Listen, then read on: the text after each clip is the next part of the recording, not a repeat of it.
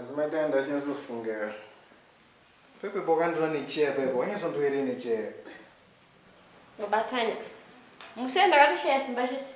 Ndera kusumidzira table jeje. Ndaumbobuda. Asi babatanya usati waenda ndamboswa kuti timbonetsana. Tane nguva tisatambonetsana.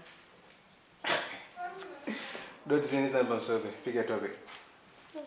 Pick a Ladies first.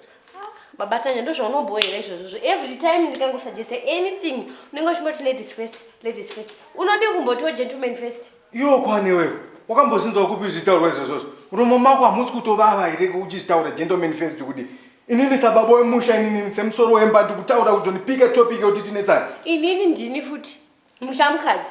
Saka ndiri kuti imimi samusha pick a topic. Iyo zvaunozviti mushamukadzi una square meters mangani? Yo zvauri kuti ndomusoro wemba marooms mangana. Oh, adotora zvinhu personal. Nditombotora personal but iwe ndotora zvinhu personal. It's just a simple thing chekuti tingoisuggesta zvinhu kuti ita something.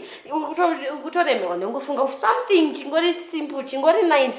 Zaine ukuchita katanga. Itotiudza ika imimi musoro wemba. Ndokupindwa kwaunoiterewe. Ndauti ndikupindure sei handiti ndiwatanga ndopindura rapo. Manje nasida ukubhaga muro shwambidzo zaine ukuchita katanga. Iwe.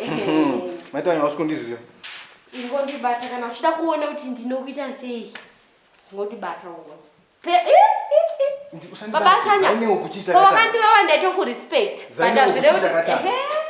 Undudza naso zaine ukuchita katanga. Audaro kuna maitanga. Zera rako rauzive. Imi munoziya tiudzeka. Inzo.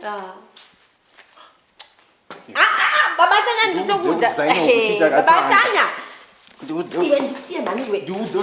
Babatanya wakuzondibhoma manje ndokurova zvuga. Ndokurova ndisiya. Ukundirovera kuti azvizondo zaine ukuchita katanga. Ndo zvaungandirovera izvozvo. Aiwa ndisiye. Ngandizvide iwe stop. Ungandirovera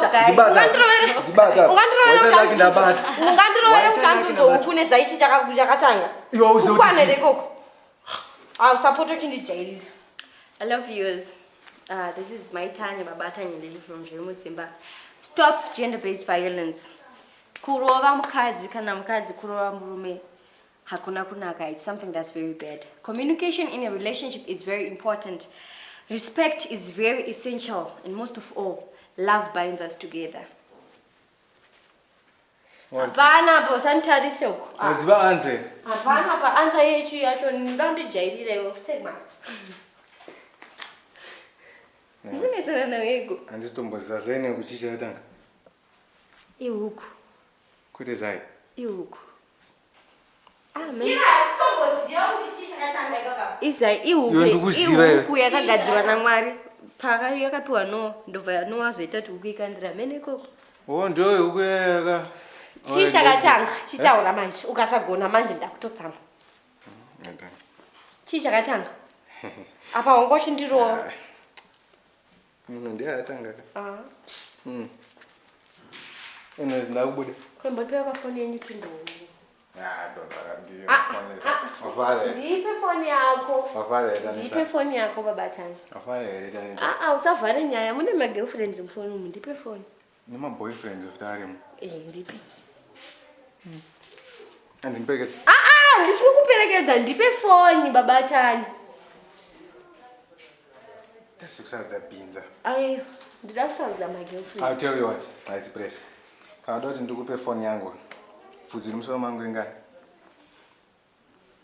Tiri kuziva. Ndo zaine hukuya. Kana yakachena kungonzi. Mazano kana eko kecheche rutosadza kuti itotambuka yabatwa ma charges uchisa mfoni mangu. Ayo, unoziva. Nini munhu anotumira ma message. Iyoko neti chat. Ndichaibata. Ndo yega anotumira message. Good morning, register. Anditombozizvo zvirofamba ne. It's okay. Tatodzona number dzaanzi register. It's okay. Dzaanzi eko okay so. Nombonze futi ana sweet muri sei number dzeko kesha. Mimi eko neti inozifambisa sei. Nditumira message yoti sweet uri sei. Dai hani puti. Goodbye, good day. Hey, bo.